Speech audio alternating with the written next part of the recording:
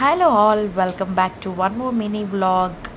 ఈరోజు Sunday specials ఏంటి మీ ఇంట్లో? మరి మా ఇంట్లో అయితే ఈరోజు మునక్కాయ మష్రూమ్ మసాలా కర్రీ. ఎంతమందికి ఇష్టం మీ అందరికీ కమెంట్ చేయండి.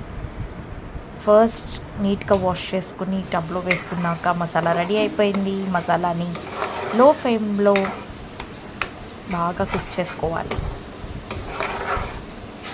బాగా పచ్చి వాసన పోయే వరకు కుక్ చేసుకున్న మసాలాలో ఆల్రెడీ మనం ఉడకపెట్టి పెట్టుకున్న మునక్కాయ, మష్రూమ్, టొమాటో, ఉప్పు, కారం, పసుపు వేసి ఉడకబెట్టి పెట్టుకున్న వాటిని మసాలా బాగా వేగాక అందులో వేసి బాగా కర్రీని ఉడకనివ్వాలి. మీరు ఎప్పుడైనా ఇలా ట్రై చేశారా? బాగా మసాలా ఫ్రై అవుతుంది గాయస్. పచ్చివాసన పోయేంత వరకు వేయించుకోవాలి.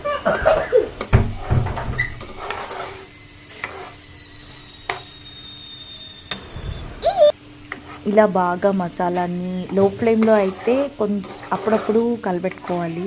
హై ఫ్లేమ్లో అయితే కంటిన్యూస్గా స్టిర్ చేసుకోవాలి. అలా బాగా కంటిన్యూగా స్టిర్ చేసుకున్నాక మసాలా కొంచెం మనకి బ్రౌనిష్ కలర్ వచ్చాక ఇలా బ్రౌనిష్ కలర్ వచ్చేంత వరకు ఫ్రై చేసుకోవాలి. ఆ తర్వాత మనం ఆల్రెడీ పెట్టుకున్న వెజ్జీస్ ఇందాక చూపించాను కదా, అవన్నీ ఈ మసాలాలో యాడ్ చేసి కర్రీ మొత్తాన్ని ఒకసారి కలుపుకుని అలా పెట్టేయాలి.